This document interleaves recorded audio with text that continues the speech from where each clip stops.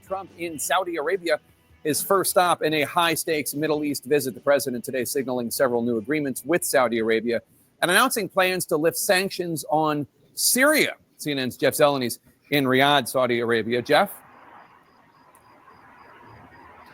Jake, the president just concluded a whirlwind day here in Riyadh that often had the feel of a day on the campaign trail with him, with many promises, mingling with some of the world's most wealthy and successful business leaders, even as they were trying to get their time with him. Now, there were a lot of promises discussed, Jake, but there were fewer discussions about how those geopolitical challenges may be solved.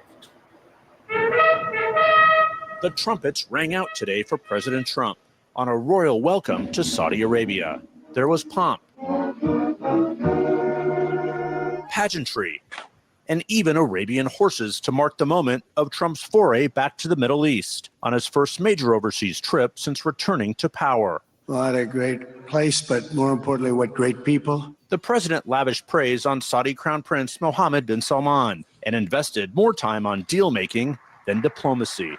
Yet he did unveil a major change in U.S. policy, calling for an end to sanctions in Syria. He's set to meet for the first time Wednesday with President Ahmed al-Sharar, who led the December rebellion to oust dictator Bashar al-Assad. The sanctions were brutal and crippling and served as an important function, nevertheless, at the time. But now it's their time to shine. Trump also implored Iran to find a way to end its nuclear program. I'm here today not merely to condemn the past chaos of Iran's leaders, but to offer them a new path and a much better path toward a far better and more hopeful future. And he looked ahead to the prospect of extending the Abraham Accords to one day normalize relations between Saudi Arabia and Israel, as neighboring UAE and Bahrain did in 2020. My fervent hope, wish, and even my dream that Saudi Arabia will soon be joining the Abraham Accords. You'll do it in your own time, and that's what I want, and that's what you want. He devoted little time to one of the biggest obstacles of all, the unresolved conflict in Gaza. He is notably not visiting Israel on this trip, unlike he did on his first trip here 8 years ago. The people of Gaza deserve a much better future. From morning to nightfall, Trump took part in a day-long series of events, many of which included some of the world's business elite, among them Elon Musk, who is set to leave the White House later this month. Trump touted a $600 billion investment commitment from Saudi Arabia, whose crown prince stayed at the president's side, sending a clear message of his high standing with this administration. He's an incredible man. Known him a long time now. There's nobody like him. It was a marked departure from former President Joe Biden's fist bump and his vow to make the kingdom a pariah after the 2018 murder of Washington Post columnist Jamal Khashoggi, a killing that today went without mention as Trump hailed the crown prince. Oh, what I do for the crown prince. So the president said he would never let Iran obtain a nuclear weapon, but he did extend a hand and say he was eager to have a nuclear discussion with Iran. And that, Jake, taken together with the ending of sanctions in Syria, offered something of a 1-2 punch, if you will, against Israeli Prime Minister Benjamin Netanyahu. Of course, he is not on this itinerary. That is widely seen in the region as a snub. There is just no question about that. But the president tomorrow will have a brief meeting with the new Syrian leader here before making his way on the rest of his journey, continuing in Doha. All right. Let's stop that right there. It's your boy Jay Taylor, Voices for the Voiceless. Peace and blessings, everybody. Man, so huge news going on in the world today as it pertains to President Trump making his way into the Middle East and also securing a $600 billion investment deal with Saudi Arabia. Major. So what I think this also does is it puts a lot of pressure on China to finally come to the table and make a deal, because Trump is making deals with other nations that are large. Saudi Arabia, that's a huge trading accomplishment. also is putting pressure on Russia and Ukraine in their war. What's going on in Gaza and Hamas is putting more pressure on them to stop their fighting. So this is a chess move that the president did, and it's going to benefit both nations. You know, Saudi Arabia, we were once at war with Saudi Arabia, but now we're doing business and investment, $600 billion deals, and you can see the difference in how they're responding to President Trump. They really rolled out the red carpet, man. They really did, man. It's amazing to see the American flag being saluted in Saudi Arabia next to their flag, and you know, all the leaders of that nation there, very rich nation. But yeah, they really rolled out the red carpet for Trump, and I want to show y'all, you know, how cool it was out there in Saudi Arabia, man. They really had a mobile McDonald's following Trump around just in case he wanted to get him some McDonald's while he was out there. So let's check that out. Back here on Live Now from Fox, 1044 on the East Coast and 744 on the West Coast. My name is Josh Breslow, and I'm here to bring you all of your top stories and live events from across the country and across the world. Do want to get you to this live image right here as we continue to cover the latest on President Trump's trip here in the Middle East. This is a live look over Doha in Qatar. President Trump moving on to the next portion of his trip to the Middle East, wrapping up this morning over in Saudi Arabia and heading to Doha. Now, we just brought you live a signing ceremony as President Trump signed a joint declaration of cooperation between the U.S. and Qatar. If you missed that, you can head over to our website, livenowfox.com, and you can actually watch it over again there. Again, you are taking a live look over Doha at this hour, but I do want to pop this image up on your screen as this video was posted by White House Press Secretary Caroline Leavitt showing Qatari F-15 fighter jets providing an honorary escort to Air Force One as President Trump flew into the country this morning. Man, now how cool is that? Their military, you know, as Trump was flying in on Air Force One, their military greeted Air Force One and gave them some, you know, some aid and assistance. On the way, they had their fighter jets up there, you know, to salute the president of the United States. I mean, we finally being respected again across the world. So this was pretty dope. You know, this was just a sign of respect and camaraderie. Leavitt captioning the video, Qatari fighter jets welcome AF-1. This is a repeat of Tuesday's escort by Saudi Arabian fighter jets, a fairly high-profile move that does have no recent precedent. And something else that really hasn't been seen before. Take a look at this video here. This was captured by a journalist with I-24. Now, a mobile McDonald's rolled in for the president's visit, allowing him to take his fast food to go. This is over in Saudi Arabia. Saudi officials say the McDonald's on wheels was personally made for President Trump to use during that trip. Now, how dope is that? They know, you know, President Trump loved him some McDonald's. Got him a mobile McDonald's truck. You know, American fast food. Not the healthiest choice, but we know how Trump feel about McDonald's. So for them to even, you know, create this truck for him, mobile McDonald's, to follow him around whenever he want to get him a Big Mac or a large fry, he could go up in there, get him a Coke, you know. So it's just a lot of little dope things they was doing for the president. However, it's not clear if he made a pit stop to the mobile restaurant. The video has been shared hundreds of thousands of times on several social media platforms. We are talking Twitter as well as Instagram. It's also all over TikTok as well. I want to show you this video as President Trump did travel over to Qatar a bit earlier on this morning.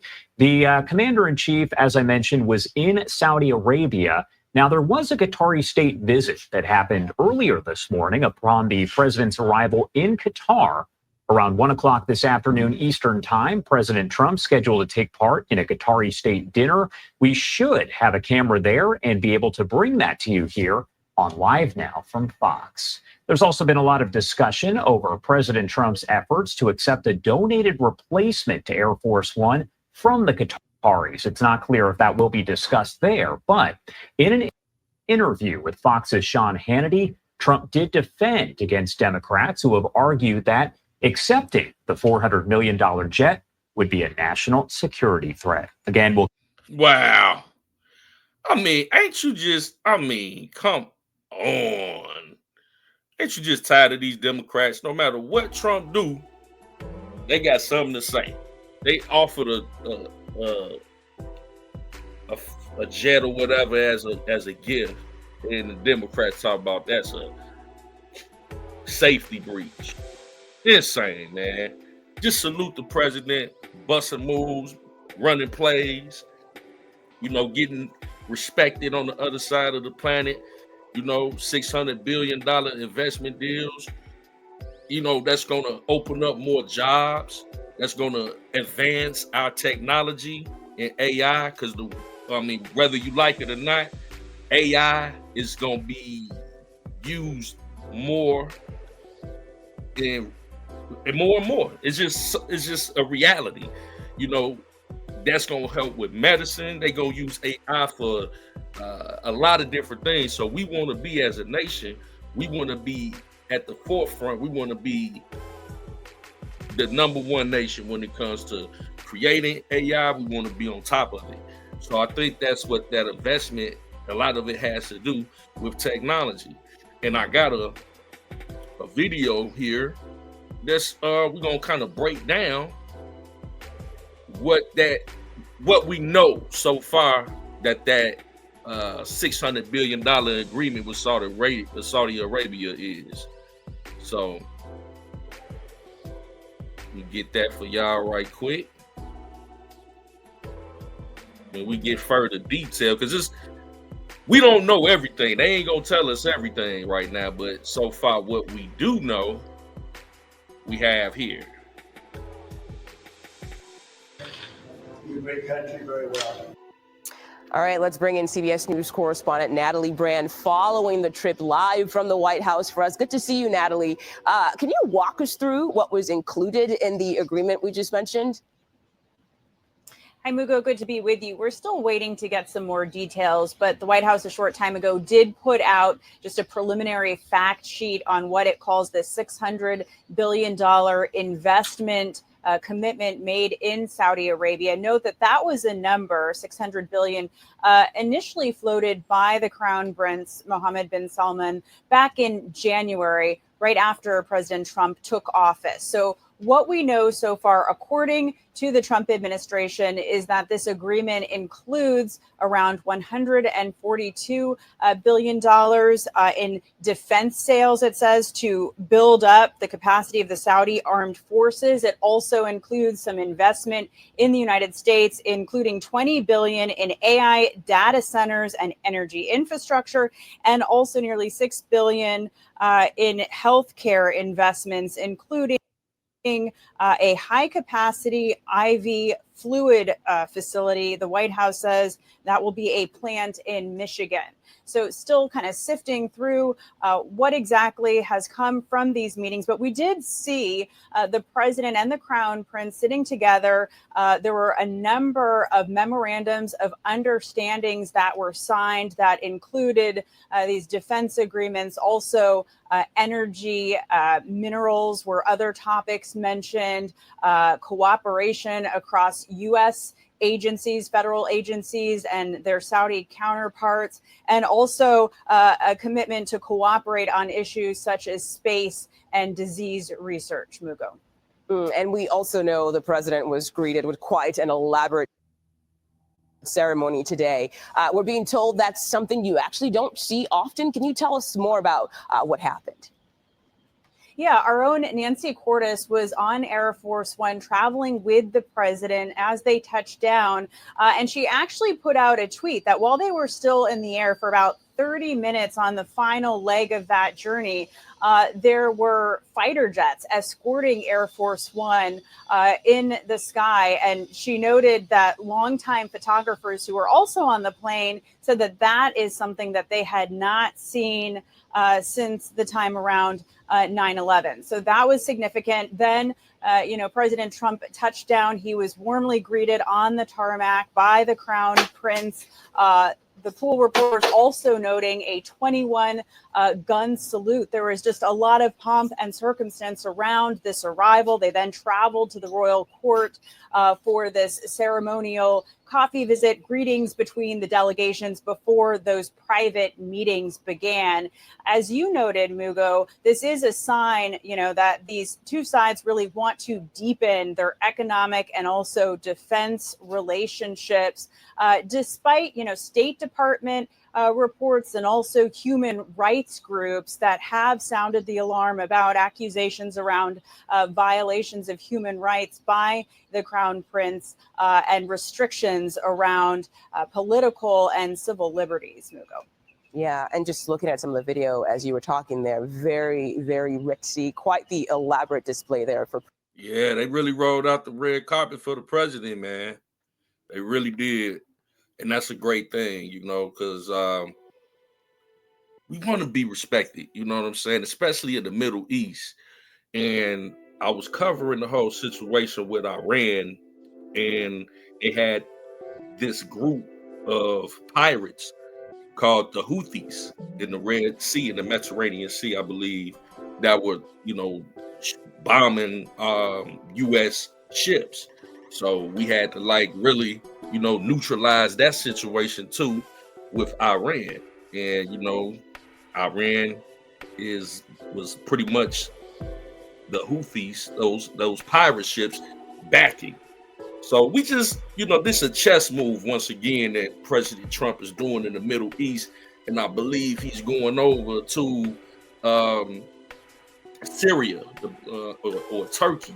He has a few more countries that he's going to see how that works out. Saudi Arabia was a hit. They really rolled it out for the president, and the United States is respected again, and that's dope. And as far as China is concerned, I think that they really are ready to sign that deal if they haven't already. So I want to, when people were sitting up here talking about, oh man, China this, China that. Hey man, I think China is ready to sit at the table and sign that deal, and that's going to be great. And I got Trump here with Sean Hannity kind of diving off into that conversation. So we're going to cue that up. But yeah, man, in China, they've been going through it. We ain't been going through it like they've been going through it. A lot of their factories and stuff is closing down. It's like we had a little pinch here and there. Certain items are, a little bit more expensive, but it's nothing like what's going on in China. So they really are having a hard time with that tariff war. But let's see what Trump got to say about it. Met with their representatives in Geneva on Saturday. On Monday, you're announcing a trade, or actually on Sunday, you announced a deal with China. Yeah. How did that happen that quickly? Well, they met on Saturday and Sunday, and they had a deal pretty much from the beginning. It was the concept of a deal. And, one of the things that, as you know, it's sort of a 90-day deal as we negotiate other aspects. But one of the things I think that could be most exciting for us and also for China is that we're trying to open up China. Because as you know, many years ago, we opened up the USA. Now it's time for China to open up, and that's part of our deal. And we're going to open up China. To me, that's the most exciting part. But yeah, we made a deal. The relationship is very good. I've always had a good relationship with President Xi. It was interrupted because of COVID, obviously. But outside of that, I've always had a great relationship, a lot of respect for him. And we'll see how that all works out. But we have the confines of a very, very strong deal with China. But the most exciting part of the deal, it was mentioned, but we don't talk about it yet. That's the opening up of China to U.S. business. And that would be like opening up a whole new world. And I think it would be even better for China. So I think we'll be able to make that deal, I hope. At any point, do you foresee yourself dealing directly with President Xi on the final details of this deal? Yeah, I could see that. I mean, I'm not sure that it'll be necessary, but that happened with the UK. We were close to a deal, but we needed 1 point or 2 points on pork and ethanol. Okay, two very different subjects. Yeah, so we closed the deal with the UK, the United Kingdom, and Europe. So that's major. That's what Trump talking about here. So he closed that deal already, and it's going to be like a domino effect after one major country, another one. You see Saudi Arabia. So we really want to get China, but China is, you know, they're a little, they on the ropes though. You know, I think that they about ready to just go ahead and close the deal. And I called up the Prime Minister, who's an excellent man, Keir. Excellent man. And within about 3 minutes, it was over. We made the deal. It was a good deal for everybody. And we have a lot of deals now. We have a lot of trade deals that I'd say virtually everybody wants to make a deal. When I first saw you, and thank you for letting us cover this and report on this from Air Force One. When I first saw you, I think you were more excited. You were excited about the China deal, but prescription drugs, which has been very, very painful for a lot of Americans. 80% of medications are created in America, and then we end up paying more for those medications. Foreign countries do not pay as much as we do. You said that is over. Can you explain why this is such a big deal? Well, for many years, we were taken advantage of by other countries and the drug companies, but I blame the other countries in a way more, the European Union, etc. They were very nasty and very tough to the drug companies, and they would give them a very low price for drug costs in the European nations. And when that price was given, that was it. They wouldn't negotiate. They said, let America pay for the difference. And this happened all over the world with other countries. And we had stupid people leading us, and especially over the last 4 years. And they wouldn't do anything about it. And it turned out that we were paying, and sometimes you saw 10 times more for the same drug. Same drug, same company, same plant where they make it, laboratory. And that's very important. That I'm glad that they speaking on this, because remember, they were trying to say that Trump was going to raise people prescription prices higher and all of that, but he's doing the absolute opposite of that. He's trying to work on, and we could stop that there. I just really wanted to focus in on the whole China deal almost being made. But you see all the false narratives being debunked as time is going by, man. And the one more major issue is that war with Russia and Ukraine. Ukraine finally came to the table. They signed a mineral deal. We're going in to get the minerals. And with our military, you know, we're trying to get a 30-day ceasefire. But now, all of a sudden, Russia is being difficult. You know what I'm saying? To try to, you know, end that war. Putin is acting like he's asking for too much to end the war all of a sudden. So I don't know what's going on with that, but I do suspect that this move with Saudi Arabia is going to put more pressure in that Middle East region for that war to end as well. And we got Ukraine. So that's going to have Putin up against the wall. You know what I'm saying? But yeah, President Trump secures a $600 billion investment deal in Saudi Arabia. Hey, man, it's a beautiful thing, man. Our country is back. It's your boy, Jay Taylor. Voices for the Voiceless. We love y'all. Until next time, we should speak to you soon. Peace and blessings.